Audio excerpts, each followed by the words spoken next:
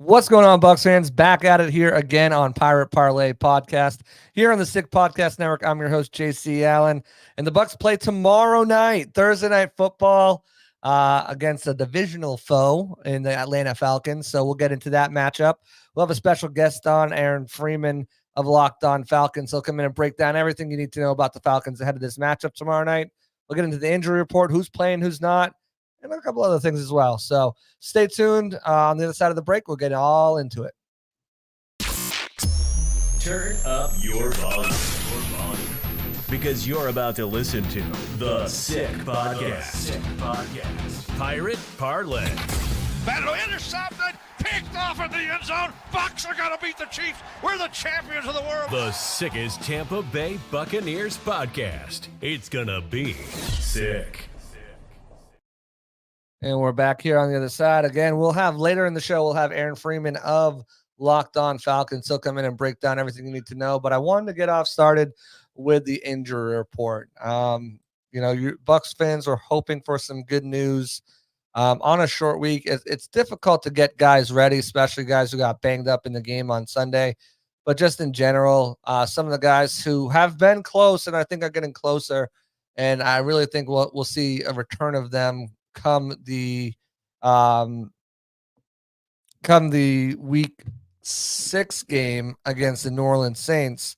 Right now, it's just it's kind of wait and see. The Bucs are being very cautious. They feel like they have got a good thing going right now, especially on the defensive side of the ball. It's better to make sure that these guys are 100% healed than have them out there 90, 80%.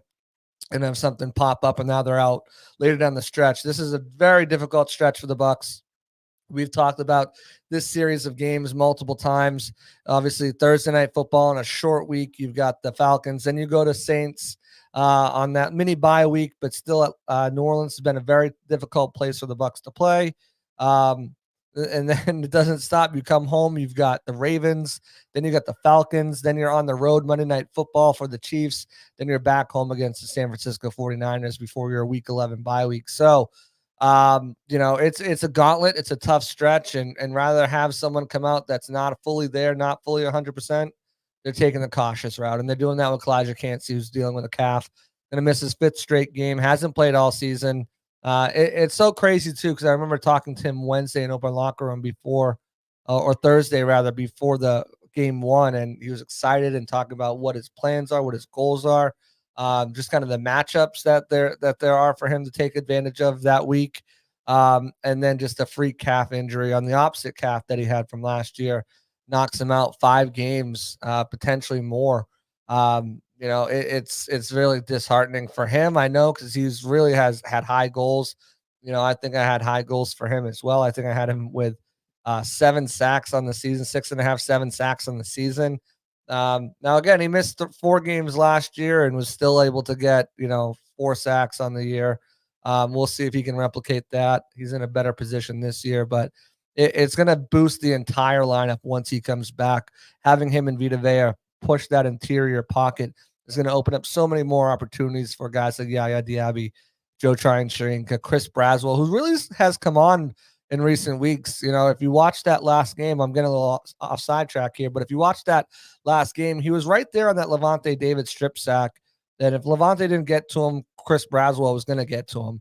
And then he almost notched his first sack of the year on another play, coming screaming off the edge. If he was a tick faster, Jalen Hurts rolled out to his left and got rid of the ball. But if he was a tick faster, he would have had Jalen Hurts down for a sack in the backfield for probably about a 7 or 8 yard loss. So, Chris Braswell really coming on strong. It's good to see him kind of improve week by week.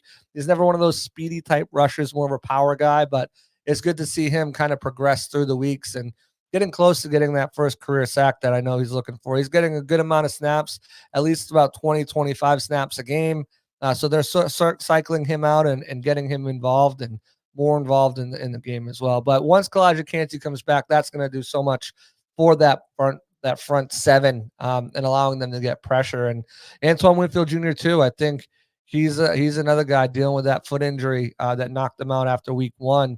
When he comes back, the versatility that you have in the back end with guys like Christian Izien stepping up and really performing well, but also what he can do down by the line of scrimmage. You have to be aware of where AWJ is on the field no matter what, because he can line up at multiple spots and affect plays from multiple positions on the field. So once they get him back, once they get Kalijah Cansey back, it's going to be really interesting to see how this defense kind of elevates its game. I think it's already been playing really well. Obviously, that clunker against the Broncos, I think. But the biggest thing to me, and I mentioned it, I think, after the post-game show that I did, is, for the Bucs to lose the way they did and then bounce back, it does wonders for the locker room. It does wonders for the guys' confidence. It does wonders for the team as a whole, knowing, hey, we can come out week 1, blow out the Commanders. Hey, we can come out week 2, win a gritty game against a tough opponent, one of the NFC favorites. Hey, week 3, yeah, we laid an egg. But how do we respond to that adversity? How do we respond to that? We come out and we blow out, the Philadelphia Eagles. So, I think those are 4 different games that they learned 4 different lessons from. And that's what you want. When you lose, you learn. And again, look on the bright side, kind of, half glass full. Losing against a team like the Broncos, who subsequently beat the Jets last week. I know it was very low scoring, but they still beat the Jets, who are an AFC favorite. Just kind of shows you, and the Broncos defense has been pretty good throughout the season. But it just kind of shows you that, hey, this isn't going to affect, they're not going to go into a deep depression and kind of like dwell on it. They moved on, they moved quickly, and they finally got that touchdown they've been looking for on that first opening drive. So, and they did it without a guy like Luke Gedeke, who's unfortunately, this concussion is just, really hindering him. Last week he ramped up at practice. I thought he'd be back last week. I reported it, and then, Scott Reynolds from Pewter Report confirmed that report, that expectations were he would clear. Of course, we know he did not clear, but ramped up, was limited, and then full participation on Wednesday and Thursday rather, but just was not able to clear concussion protocol in time, and kind of suffered a little bit of a setback this week. And brain injuries are difficult. They're nothing to mess with. And I know everyone wants, hey, we want our guys back out there, but the Bucs, again, they're being cautious. They want to make sure that they've got these guys for the long run. Remember, this is not a team that's going to be happy if they make the playoffs. Not a team that's going to be happy if they win a playoff game. Their sights are set on the Super Bowl. And to have everybody healthy as they can be going into that stretch. Luke Gedeke, with the brain injury, with the concussion, he was limited in practice all week.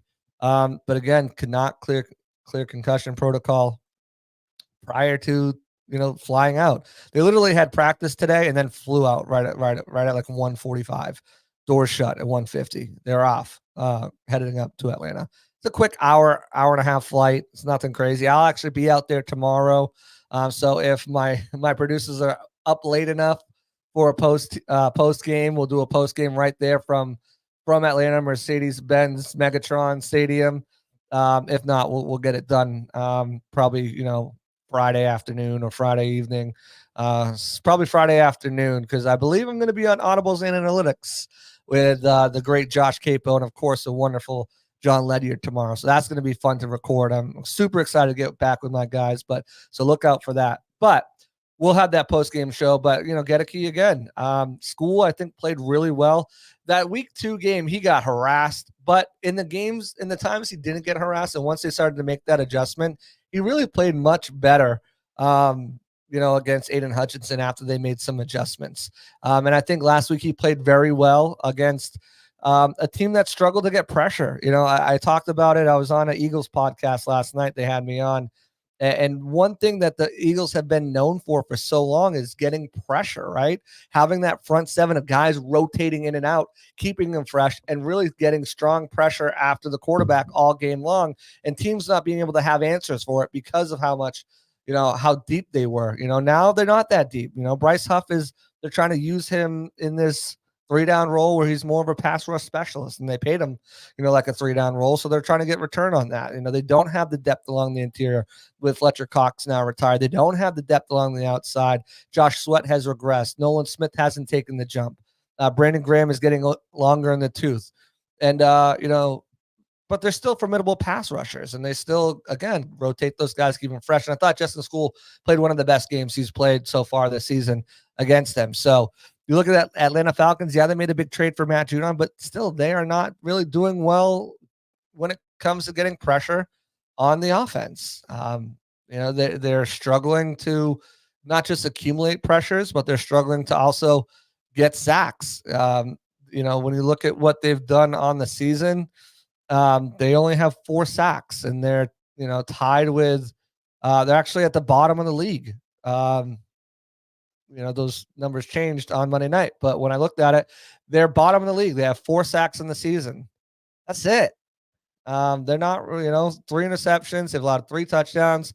Now we'll get into more about the Falcons and everything like that, but just to kind of highlight that, I think School will be in a good position this year. Liam Cohen will have them in a good position to make sure that they are not, being able to kind of tee off in him. And if he needs help, they'll use Cade Otton and Rashad White and give him the help he needs. But as a whole, the Falcons defense has not been good against the run. They have not been good getting pressure. And that was the big thing, right? Everyone's sitting there at number 8 overall. They're going to take, who are they going to take? They're going to take, Latu. They're going to take Jared Verse. They're going to take the other kid who I can't think of his name right now, Dallas Turner. No, they didn't. They took a quarterback, So then they tried to grab a Braylon Trice in the 3rd round, but he's out for the season. And they've had other guys go down, and they lost guys last year that were on their team last year, and that underperformed as well. So we'll get more into that once we get Aaron Freeman and what's going on with the pass rush, what's going on with the run defense with a guy like Grady Jarrett there and Daniel Onyemata. How come they're one of the worst teams in the league stopping the run? We'll get into all that once we get in there, but a couple of other injury updates. As we expected, Jalen McMillan still with that hamstring injury. They're not going to rush him back. Trey Palmer dealing with a concussion he suffered. So he's going to be out as well, which will kind of thrust Sterling Shepard, who was just signed to the active roster, into a larger role. He steps in as that wide receiver 3, Cam Johnson into wide receiver 4. And then they'll probably bring up Cody Thompson from the practice squad, and he'll fill that, wide receiver 5 spot and play mostly special teams. So we'll kind of see what they do there. There was talk about maybe, Trenton Gill had a terrible performance as a punter when they made Camarda a healthy scratch. Maybe they'll go with Camarda. Maybe they'll need help somewhere else. We'll kind of figure out what it is.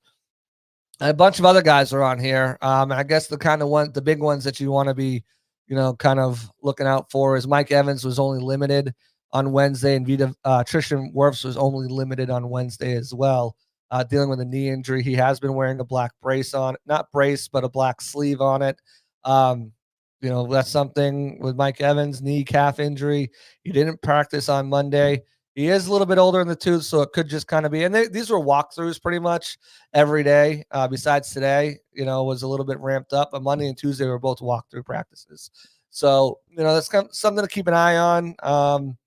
If they, I'm sure they'd like to rotate. If he is banged up a little bit, kind of rotate him in and out. But they really don't have the option now with so many guys down at the wide receiving core. William Golson was limited after not practicing on Monday with a knee injury. But again, another older veteran guy. And pretty much everybody else ended up being a full participant after being limited in the walkthrough. That includes Graham Barton, who's dealing with an ankle, Greg Gaines, who's dealing with an ankle, Cameron Johnson, Keefe, both dealing with an ankle. Vita's dealing with his knee, and Logan Hall, who missed the first game of the season with the foot, still kind of bothering him, but he was a full participation. So we'll see what happens there. I'm going to jump out to my people in the comments.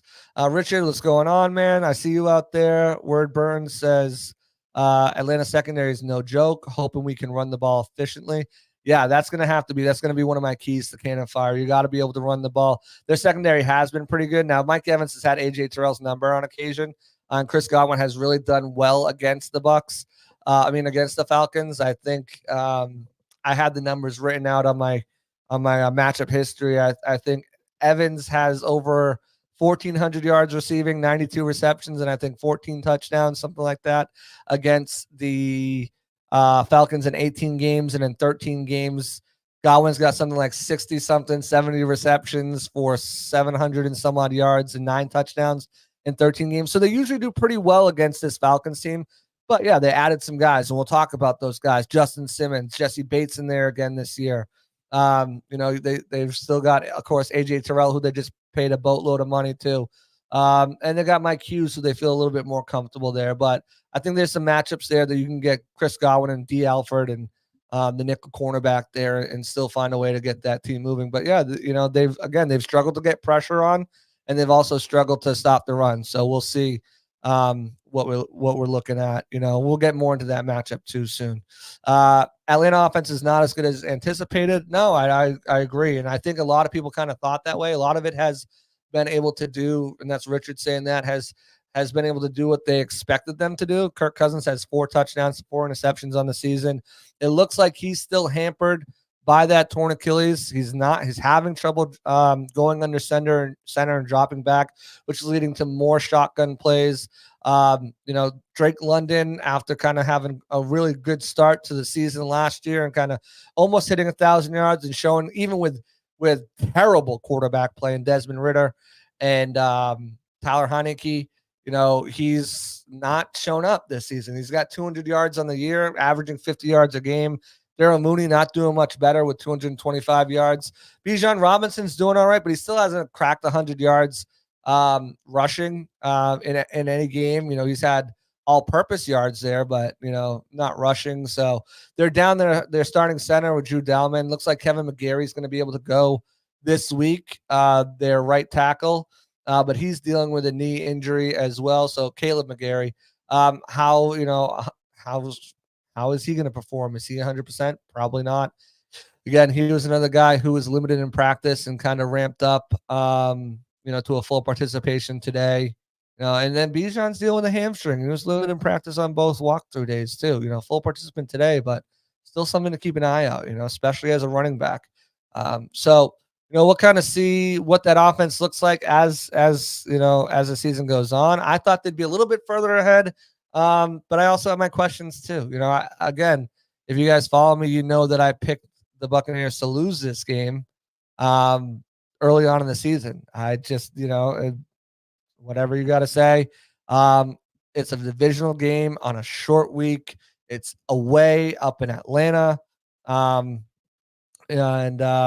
thought that Atlanta would be a little bit further along than what they are, but it really does look like that Kirk Cousins is still being really affected, and it's affecting his ability to pass the ball and really kind of run the offense efficiently. So it'll be interesting to watch as the season goes. If he continues to struggle, do they make a switch to a guy like Michael Penix? We'll kind of see how that goes.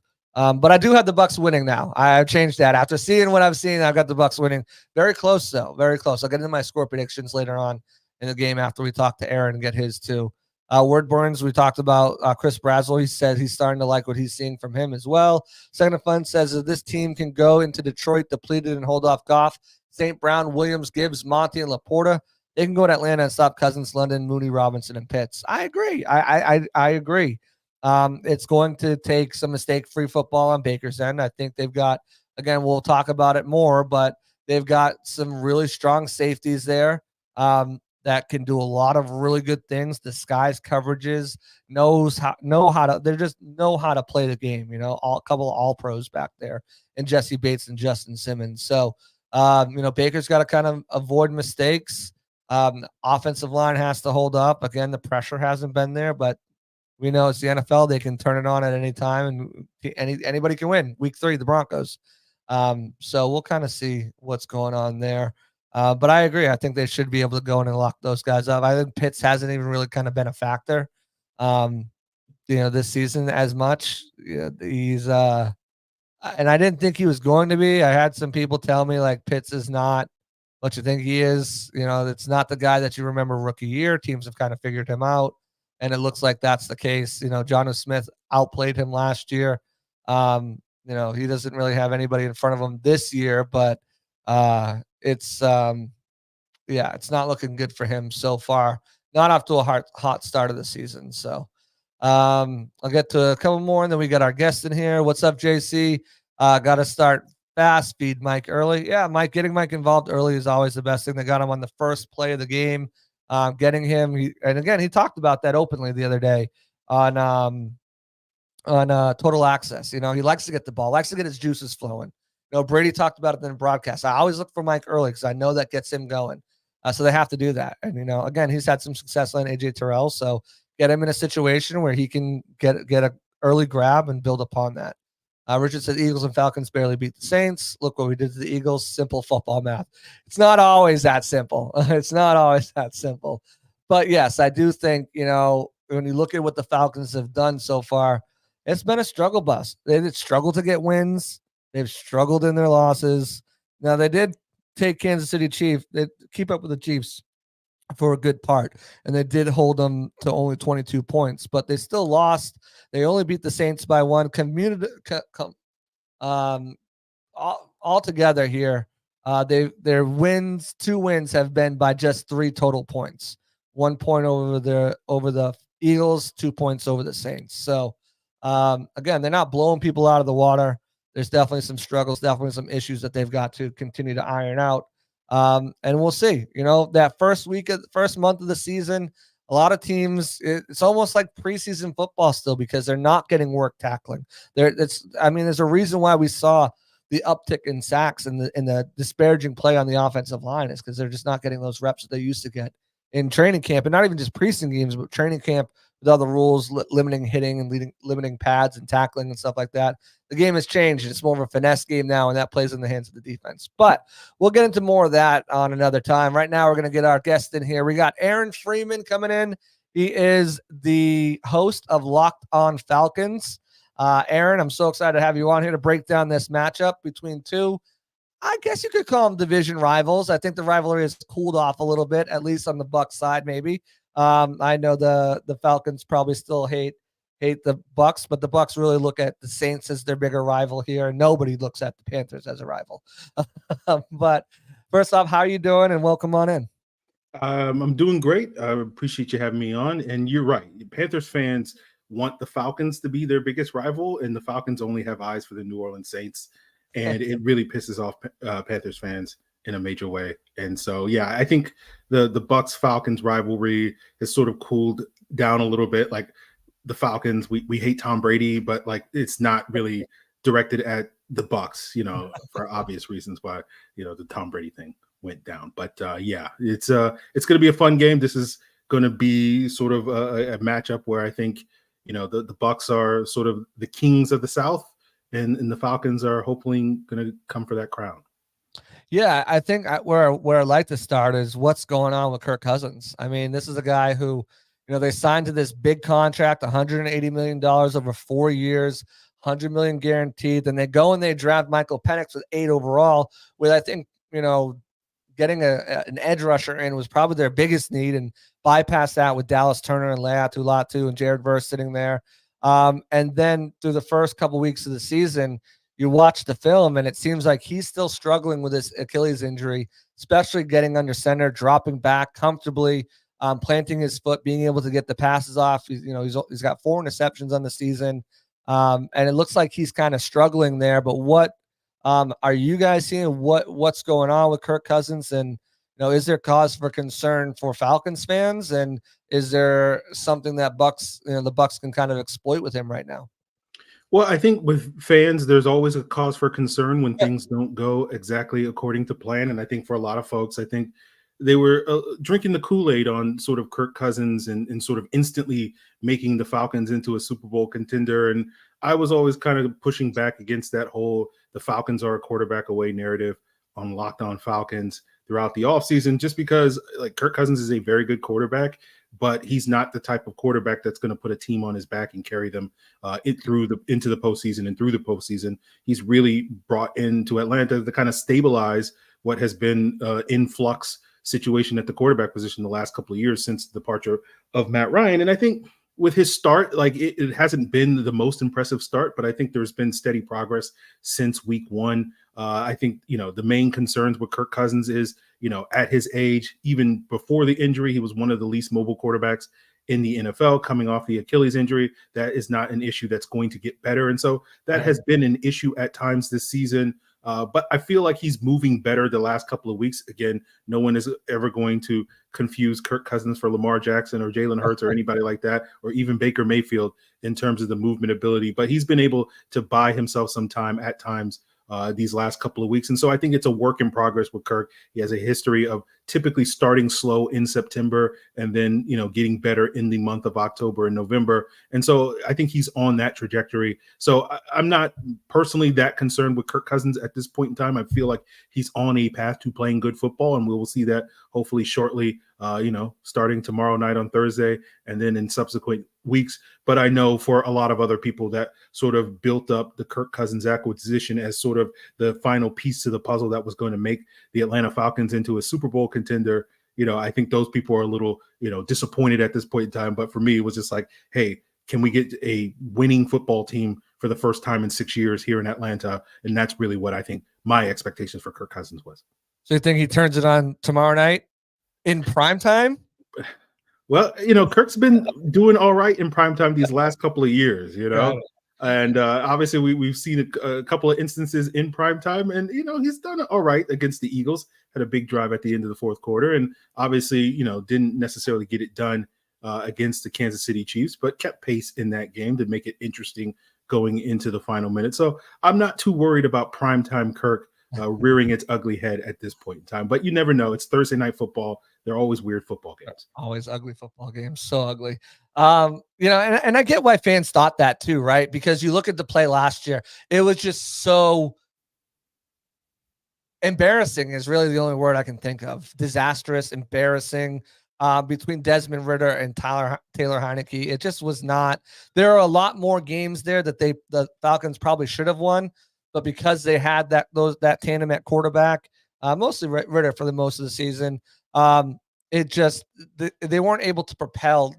None of those guys are going to take over games. Neither of those guys are going to kind of, let alone put you on the back for a Super Bowl, put you on their back for a win, and take over a game. And I understand why, you bring in Kirk Cousins, he's had success. He's had success getting contracts too. That's for damn sure. And that can kind of spark hope. And, national media sure took off with that narrative too, that Kirk Cousins was the game changer and he's going to save this franchise. But if Richard asked too, is Kirk Cousins the guy right now who can take over a game? Tomorrow, if things start to go south, can Kirk take over a game and will his team to win? Or have you not seen that throughout these first 4 weeks? And do you think that's still maybe down the line Kirk Cousins you might have? Yeah, I think we've seen glimpses of it. I think the Eagles game on Monday Night Football a couple of weeks ago, you saw in the fourth quarter, 2-minute offense, he hit a lot of big time throws to lead the Falcons down the field to sort of get the game winning score. And so I feel like if the Falcons can keep it close, Kirk Cousins is going to give this team a chance in the fourth quarter in the final 2 to 5 minutes of a football game. So if the answer is, can Kirk Cousins put together a game winning drive in the final 5 minutes?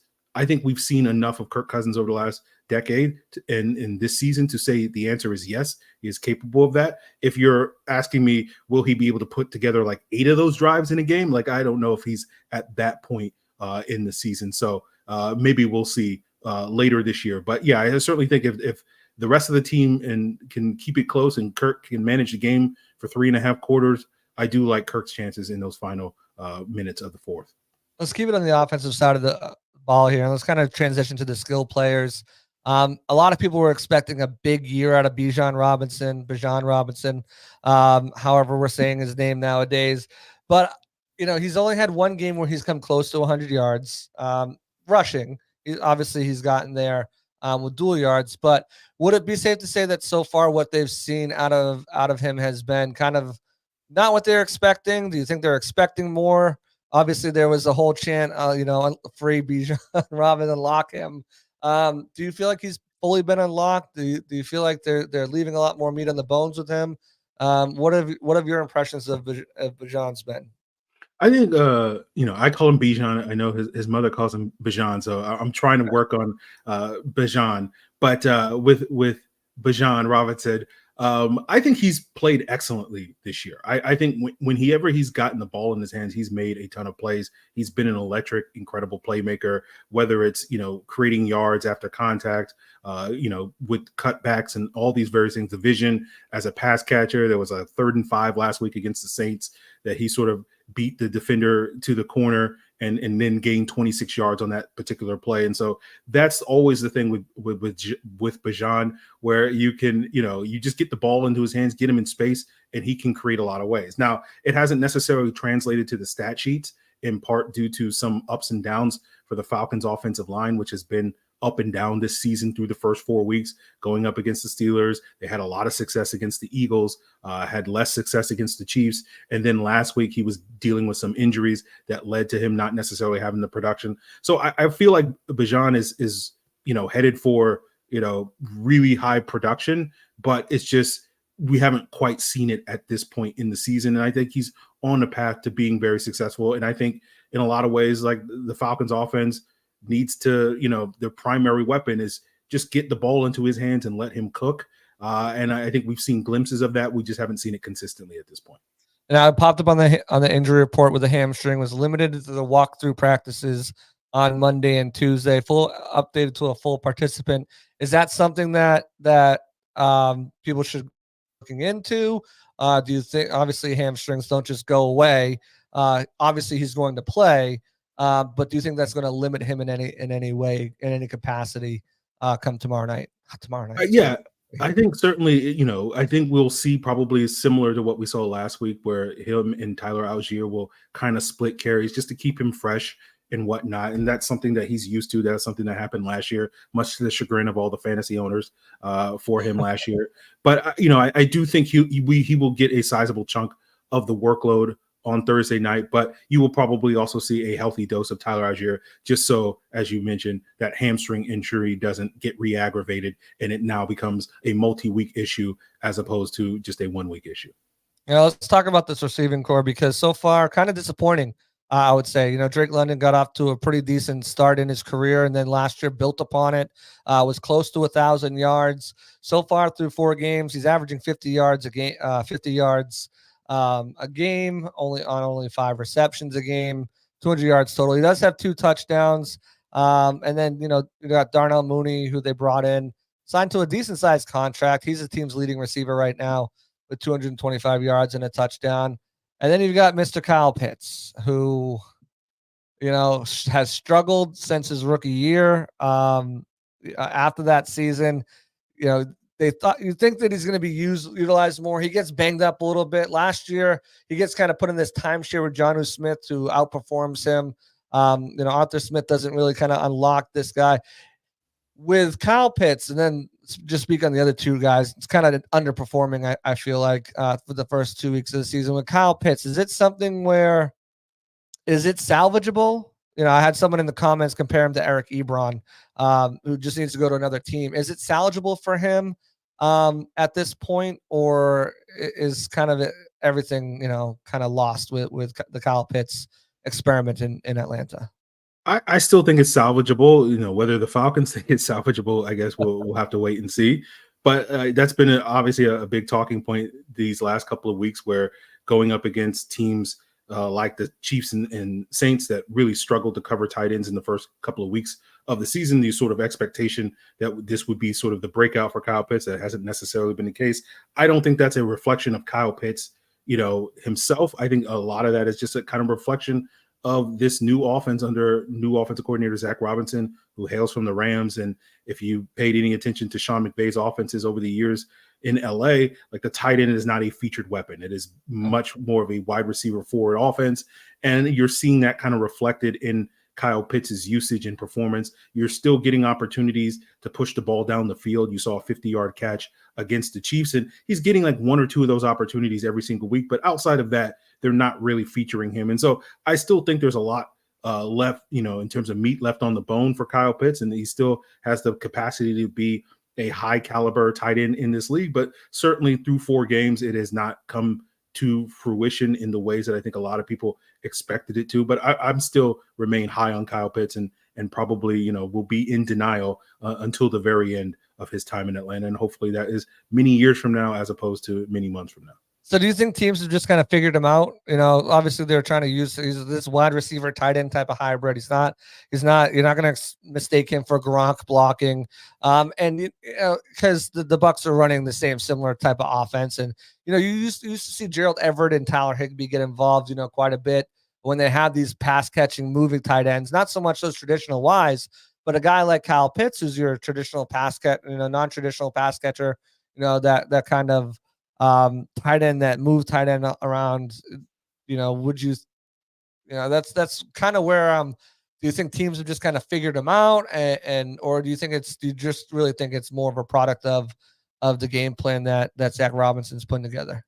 I tend to lean towards the latter. I think it's more a product of the game plan. When you go and watch Kyle Pitts these last couple of weeks, a lot of times he's asked to kind of chip, and then kind of release underneath as sort of a check down option. And the Falcons have plenty of other options in terms of checkdowns with, as I mentioned, Bijan Robinson, Tyler Algier, and whatnot. And so he's not getting those opportunities that maybe other tight ends will get. I've been watching the Bucs the last couple of weeks, been a little jealous of how they've been able to get K. Dotton involved in the offense, even if he isn't necessarily the explosive playmaker. And so I think the capacity is there. It's just the Falcons haven't quite featured it yet in their offense. But, in terms of whether teams have figured it out, yeah, I still think he's going to be a guy that can really challenge defense in major ways, where you can get him matched up against a linebacker or a safety. He's going to be too fast for a linebacker, too big for a safety. We just haven't really seen that in the role that he's been asked to play this year, outside of, again, those occasional deep passes that the Falcons will throw his way. And so I still think there's a lot of potential there. But, right now we just haven't seen it come to fruition. Yeah, they'll get some opportunities there, able to get him sold up on a guy like KJ Britt this week. So we'll see if they scheme some things up to get him some one-on-one matchups, because I definitely think Pitts has that advantage there. But what about London and what about Mooney? Have you felt like the wide receiving core has kind of maybe underperformed so far this year? What are your thoughts on Drake London's slow start to the season? What's going on with the whole wide? Is it more Kirk that's just not being able to get these guys? It's more kind of because I haven't watched a lot of it. Is it drop issues? Is it miss route, wrong route issues? What seems to be the problem with getting Drake London and Darryl Mooney to kind of be in a better role?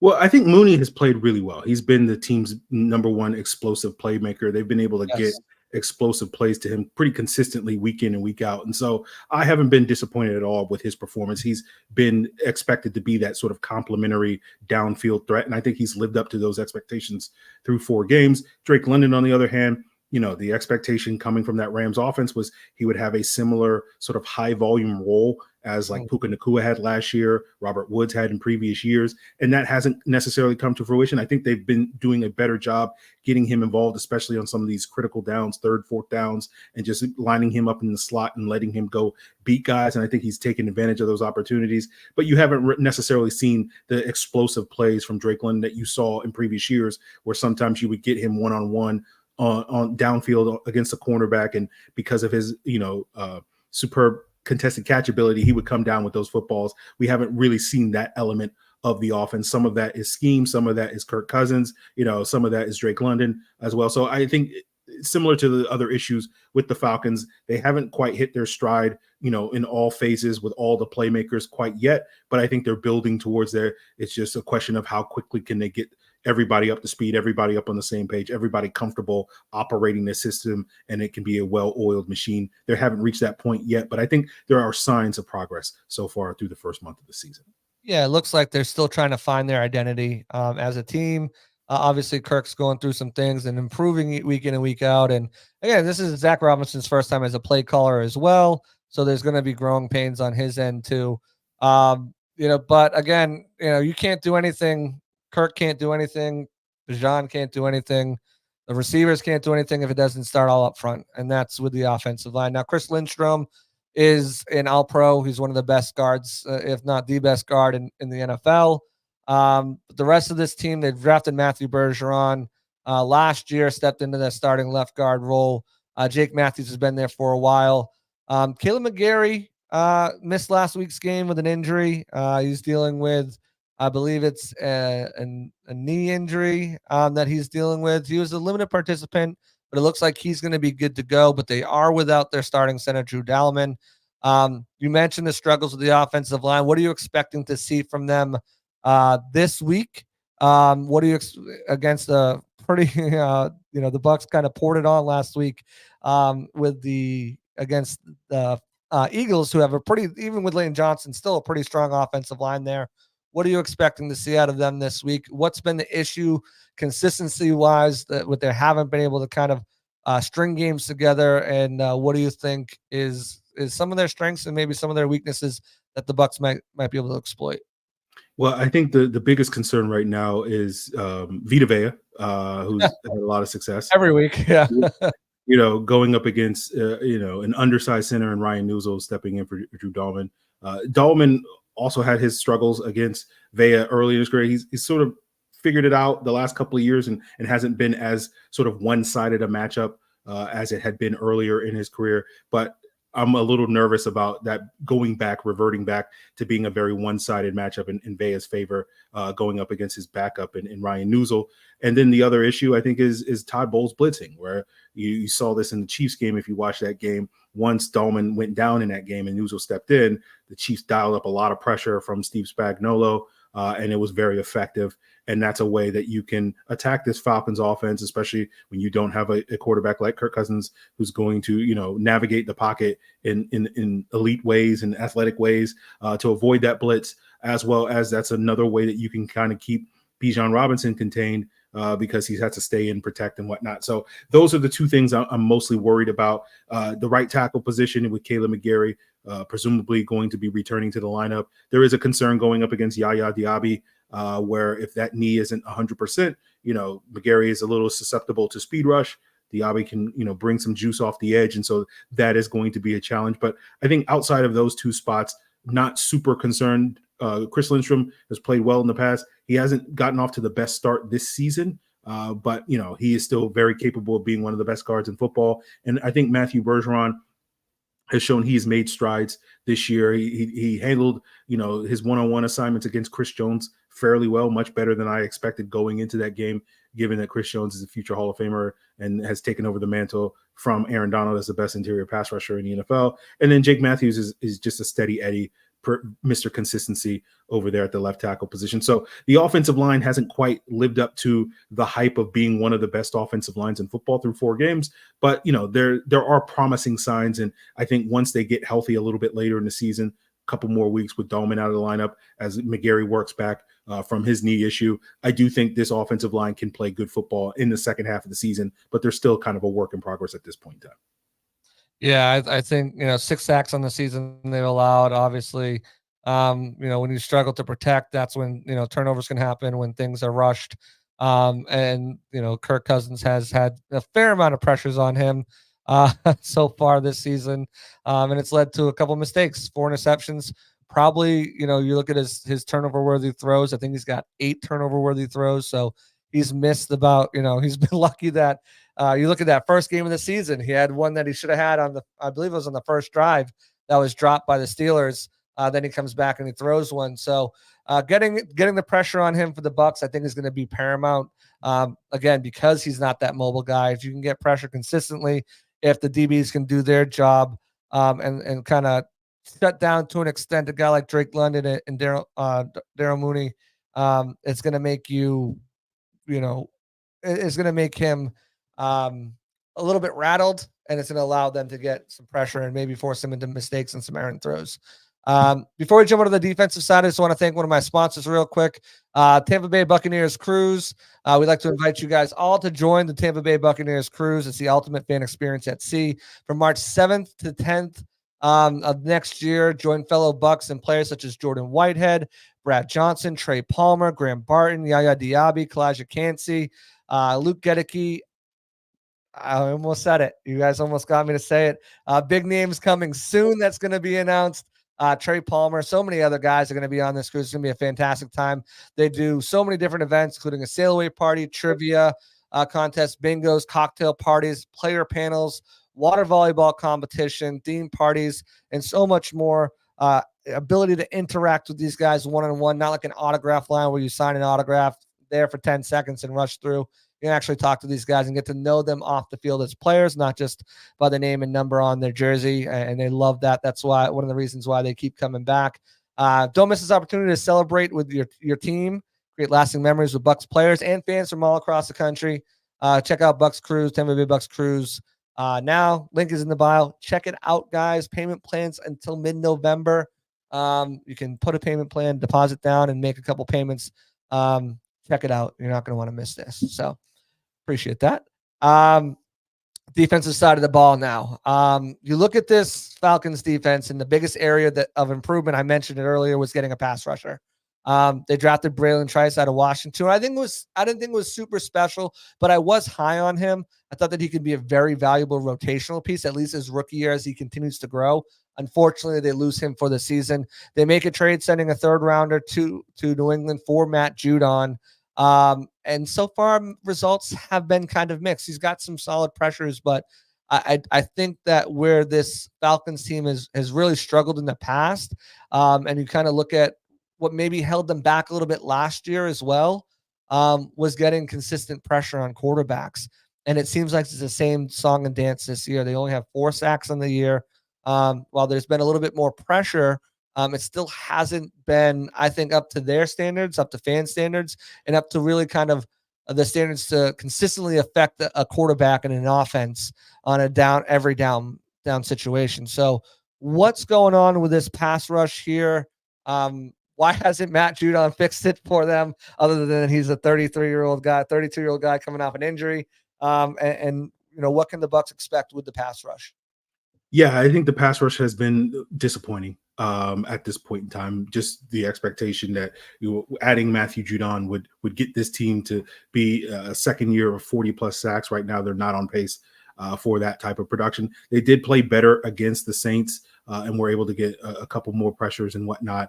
But how much of that is owed to the fact that the Saints were down 2 starters, and then 2 of their other starters are arguably replacement level players and whatnot. And so I think this Bucs game is going to really kind of tell us a lot more about how good is this pass rush. Was last week's, progress fool's gold going up against a weaker unit, or, going up against a Bucs offensive line that, has a fixture in Tristan Wirfs. But I think the other 4 guys are guys that you can potentially exploit, with the Falcons, with Matthew Judon going up against Justin Skule, Grady Jarrett using his quickness to attack Ben Bredesen, David Onyemata using his power to work back Cody Mock. And of course, the center from Duke, I'm blanking, Graham Barton, who I was a big fan of, which is why I'm sad I was blanking on his name.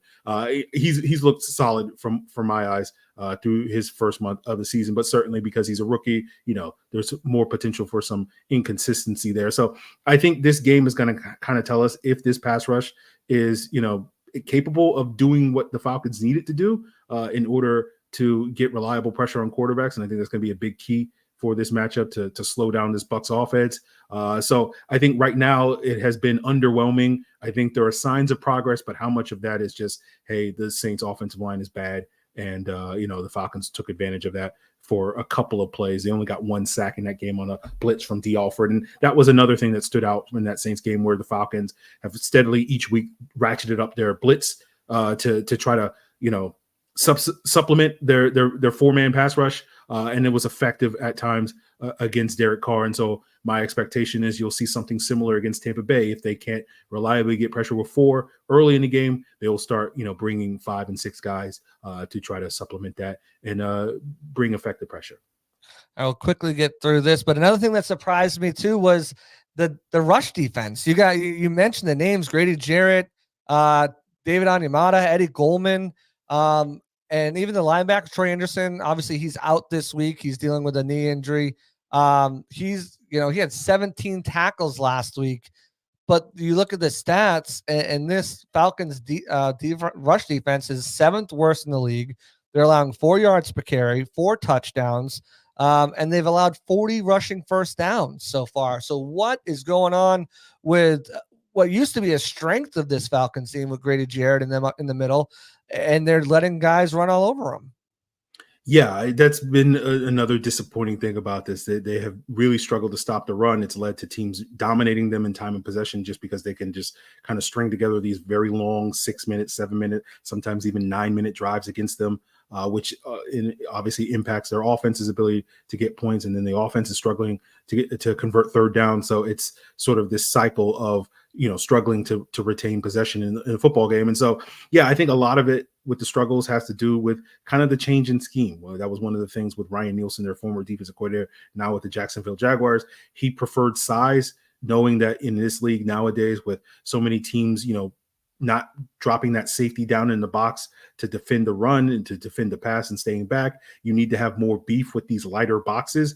And you saw that last year with the Falcons having Zach Harrison at the end and Calais Campbell and Bud Dupree. And those were really big parts of this run defense being one of the better run defenses in the NFL, and moving to a 3-4 and having more lighter bodies there in the middle. The Falcons playing with smaller edge rushers. They've just had a lot more trouble going up against the Chiefs, going up the Eagles. I think some of that is just owed to how good those offensive lines were and those teams getting the Falcons into nickel situation and just kind of running straight at them. That was a big reason why those teams had success on the ground.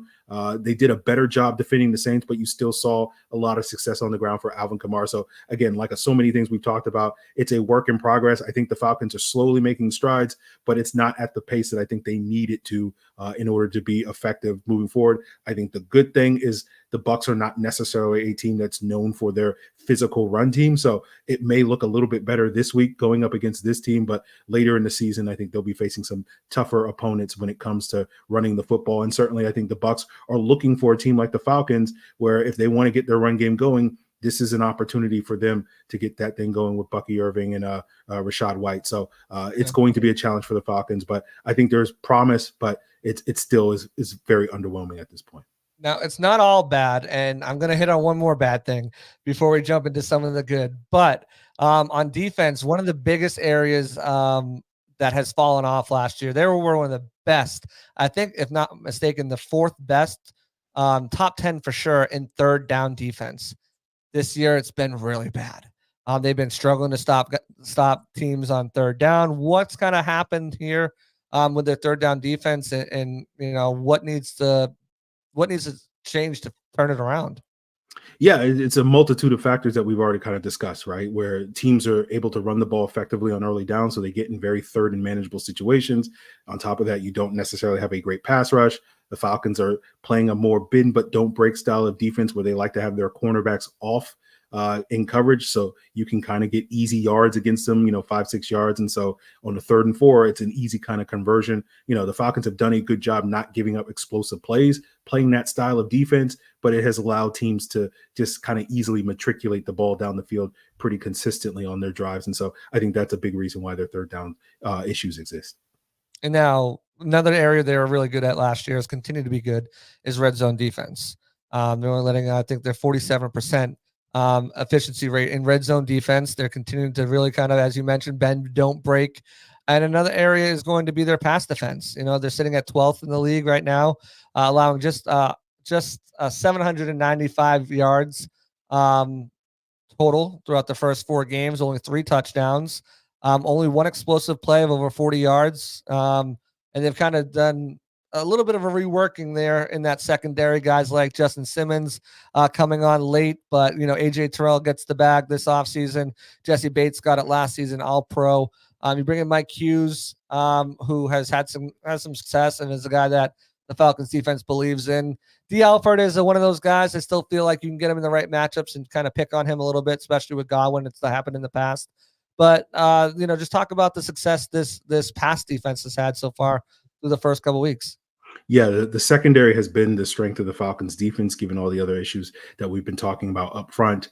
And they've done a good job playing the style of defense that we're talking about, that bend but don't break, don't give up the explosive plays. It's going to be a challenge this week going up against this Bucs receiver core. They've benefited a little bit these last couple of weeks, not having to face A.J. Brown in that Eagles game, as well as Travis Kelce not necessarily getting off to the fast start this season against the Chiefs. So they haven't really faced a team at this point in time that had like two top shelf weapons that could really attack them. So they had some success basically with AJ Terrell being able, you will go lock down their number one, and we'll be able to hold our own with Mike Hughes as that number two. As you mentioned, Chris Godwin going up in the slot against D. Alford, who's been up and down this season. He played better last week against the Saints, but certainly that is going to be a matchup that does give the Falcons some concern. AJ Terrell, as you mentioned earlier, has historically not had the best days against Mike Evans. He's either really good against Mike Evans or really terrible against Mike Evans. And usually, I looked up the stats earlier today, in the first matchup between the Bucs and Falcons in the season, it's the terrible version of AJ Terrell. And then usually in the rematch, he does a much better job with the adjustments that the Falcons wind up making. So hopefully for the Falcons, that sort of situation flips and he has a really good game in this Thursday night matchup. And then, later in the season, then he can have his one bad game. But we'll see on that front. But I think the secondary has been a strength. We haven't quite seen all the playmaking, ball hawking skills of Justin Simmons and Jesse Bates. You've seen a couple of interceptions from those guys. So you've seen those skill sets, but I think a lot of people are sort of like, hey, let's get a dozen interceptions between those two guys this upcoming season. I think they're certainly capable of doing that with, Baker Mayfield, not being afraid to challenge teams over the middle. And so I think teams have been very afraid to do that with those two safeties lurking on the back end. So I think there's a lot of potential in this Falcons secondary, but this Bucs offense, I think, will give them some unique challenges that they haven't quite faced so far this year. Yeah, 21 pass deflection. So it's not like they're not getting their hands on the balls in that secondary. So just to kind of round it out, we know Young Wei Koo. I'm not going to pull a Shannon Sharp. Young Wei Koo. He's a sniper. He's when it comes to last second field goals, guy doesn't miss. Bucs were at the hands of that last year. I believe in that 16-13 game, if memory serves me correct, he had that game winning field goal. And if it wasn't, he's definitely had some against the Bucs that I can't remember. But Chase McLaughlin has done really well. So I think if I'm looking at the special teams, I'm giving that a push. I think they both have really strong guys there. As far as the kickers go, both of them can make kicks. I think Bradley Pinion, former Bucs punter, Jake Camarda, if he's playing, I think that's a push. So special teams, I kind of give them that push, especially without a guy like Cordell Patterson Jr. anymore. I loved Avery Williams coming out. I think it's kind of neck and neck with him and Bucky Irvin kind of returning kicks back there. So, but I want to ask you, if the Falcons are going to win this game, what did they do on offense to win this game? What did they exploit from the Bucs? How did they win this game, in your opinion? Well, I think, you look at the one game the Bucs have lost. It was the Denver game. Denver got off to a fast start, got an early lead. So I think the Falcons, that's the blueprint for success. Make the Bucs maybe play a little bit left-handed. I know Baker Mayfield is probably certainly arrogant enough to think that he can throw the ball 65 times in a game and still win a football game. Sometimes he feels like he wakes up feeling dangerous and whatnot. But I think you want to make the Bucs one-dimensional, and especially with this Falcons run defense having the struggles that it has, if you can take the running game off the board by getting an early lead and make the Bucs more one-dimensional, although they still have the weapons to be able to throw the ball to win, I think that benefits the Falcons. And so if the Falcons get it off to a fast start, they can be able to run their balanced attack, get Bijan Robinson involved, get Tyler Algier involved, be able to spread the ball to their weapons. An early lead, I think, is going to be really beneficial to this Falcon team that plays to their strengths and against their weaknesses. So I think that will be the biggest thing for them if they can get off to that fast start. The Falcons win. They did X on defense.